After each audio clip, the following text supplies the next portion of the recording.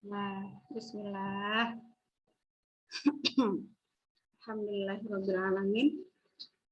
Assalamualaikum warahmatullahi wabarakatuh. Waalaikumsalam warahmatullahi wabarakatuh. Alhamdulillahirrabbilalamin. Assalatu wassalamu ala sayyidil mursalin wa ala alihi wa sahbihi ajma'in. Allahumma la sahla illa ma ja'altahu sahla wa anta taj'alul hazna idza syi'ta sahla. Amin ya rabbal alamin. Puji syukur kita sampaikan kehadirat Allah Subhanahu wa taala. Kembali kita dipertemukan di dalam sebuah pertemuan yang mudah-mudahan Allah karuniakan kemanfaat di dalamnya, kemudian Allah karuniakan barokah di dalamnya sehingga kita sebagaimana kita dipertemukan, dikumpulkan di dalam majelis ilmu ini, Allah juga kumpulkan kita di surganya nanti. Amin ya rabbal alamin. Kemudian salawat dan salam kita sampaikan untuk Rasulullah Shallallahu Alaihi Wasallam, untuk keluarga beliau serta sahabat beliau, ya, dan pengikut beliau hingga akhir zaman. Dan kita berharap mudah-mudahan kita memenuhi kriteria dari umat beliau yang mendapatkan syafaat beliau di Yaumil Qiyamah. Teman-teman yang dirahmati Allah, ya, pada beberapa waktu yang lalu, ya, saya mengikuti sebuah kajian dan kajian itu berupa tadabbur. Hari ini saya akan sampaikan kembali ya kajian tersebut, mudah-mudahan itu menjadi amal jariah untuk penyampainya ya insyaallah, karena ini disampaikan oleh seorang ustadz muda ya, mudah-mudahan kita juga bisa mengambil barokah dari tadabbur beliau gitu. Ya, tentang surat Ali Imran ayat 110. Tadabbur tentang surat Ali Imran ayat 110. Sebelumnya surat Ali Imran. Dari berbagai dari banyaknya surat dalam Al-Qur'an, surat Ali Imran unik ya. Kenapa? Karena itu menyebutnya satu keluarga kan, Ali Imran, keluarganya Imran gitu. Kalau surat-surat yang lain surat Hud gitu kan. Kemudian surat Ibrahim gitu. Kalau ini Ali Imran ya, yang diartikan sebagai keluarganya Imran. Nah, di sana mengisyaratkan bahwa keluarga tersebut istimewa ya, Masya Allah. Mudah-mudahan ya itu ya ketika kita mentadaburi itu kita akan banyak hal yang bisa kita petik. Saya hanya ngasih prolog aja gitu. Mudah-mudahan teman-teman tergerak untuk kemudian mentadaburi gitu ya tentang keluarga Imran tersebut gitu ya. Ya, kita masuk langsung ke surat Ali Imran ayat 110 yang bunyinya A'udzubillahi minasyaitonirrajim. Kuntum khaira ummatin ukhrijat linnasi ta'muruna bil ma'ruf wa tanhauna 'anil munkari wa tu'minuna billah. Walau amana ahlul kitabi lakana khairal lahum minhumul mu'minuna wa aktsaruhumul fasiqun. Yang artinya kamu ya, dalam kurung kamu di sini adalah kalian gitu ya, istilahnya kalian adalah umat terbaik. Kalian di sini disebutkan adalah umat Islam yang dilahirkan untuk manusia. Karena kamu menyuruh pada hal yang ma'ruf, mencegah hal yang mungkar dan beriman kepada Allah. Sekiranya ahli kitab beriman, tentulah itu lebih baik bagi mereka. Ya, di antara mereka ada yang beriman, namun kebanyakan mereka adalah orang-orang fasik. Ya, Quran surat Ali Imran ayat 110. Nah, ayat ini diturunkan berkenaan asbabun nuzul ya maksudnya. Ya, jadi suatu ketika ada beberapa sahabat sedang berkumpul gitu ya. Ada Mu'adz bin Jabal, terus Salim Maula Abu Hudzaifah, terus Ubay bin Ka'ab, kemudian siapa lagi ya? Ubay bin Ka'ab, terus Ibnu Mas'ud.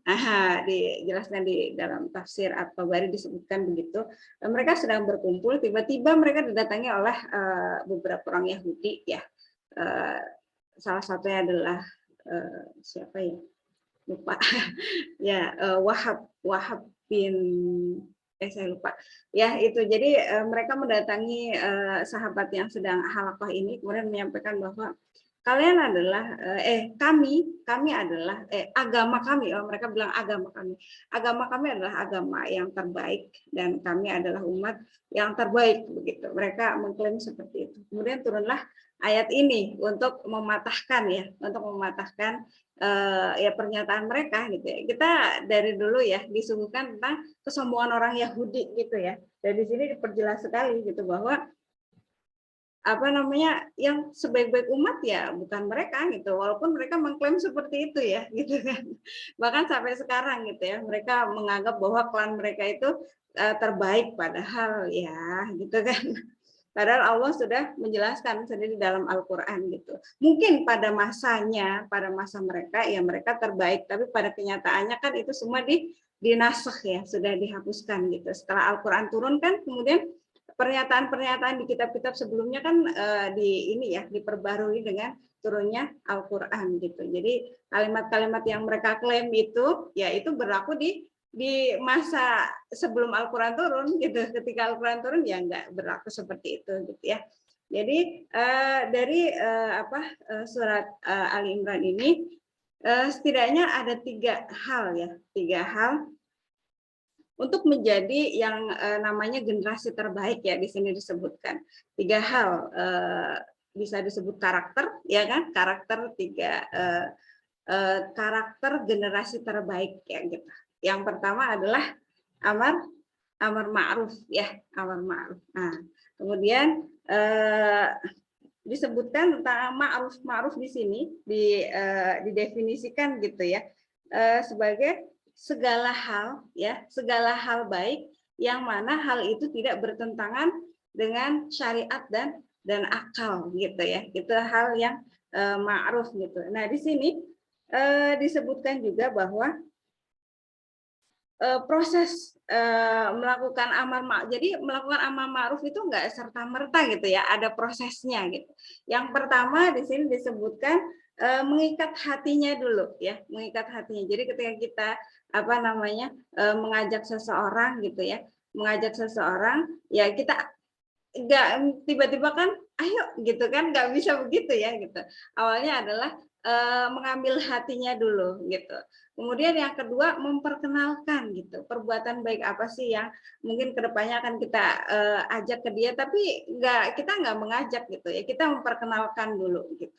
Kemudian yang ketiga adalah baru di sini ada ajakan gitu, baru setelah kita mengambil hatinya gitu kan, terus kemudian kita tebar kebaikan-kebaikan yang membuat dia tertarik gitu. Nah baru dari situ setelah melihat gelagatnya bahwa ada kecondongan untuk melakukan dari diri dia, barulah kita kemudian mengajak gitu ya. Nah di sini disebutkan yang pertama at-ta'lif, yaitu mengikat hati gitu ya, tadi diistilahkan dengan at-ta'lif. Kemudian yang kedua adalah at-ta'rif atau memperkenalkan tadi. Kemudian yang ketiga adalah mengajak atau at-taklif ya. Secara ini letternya sih at-taklif itu pembebanan ya gitu. Tapi diitikan secara umum gitu, diartikan secara umum adalah mengajak gitu. Itu dia ya tentang amar ma'ruf. Jadi ada 3 hal gitu dalam melaksanakan amar ma'ruf tadi. Kemudian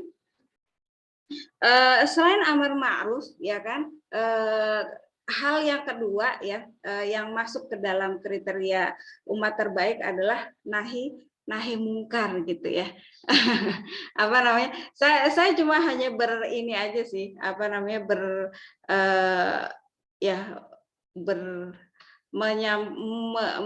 ketika mencoba mentadaburi ini, kok amar ma'ruf dulu gitu ya, dan diskusi gitu kan, kok amar ma'ruf dulu ya nggak nahi mungkar gitu ya, karena amar ma'ruf lebih gampang diterima ya, mungkin begitu kali ya. Jadi kenapa disebutkan amar ma'ruf dulu gitu. Nah di sini yang kedua ya, karakter yang kedua dari 3 karakter tadi adalah nahi mungkar gitu. Dan di dalam nahi mungkar ini kita bisa mengambil intisari dari hadis yang diriwayatkan oleh Muslim ya.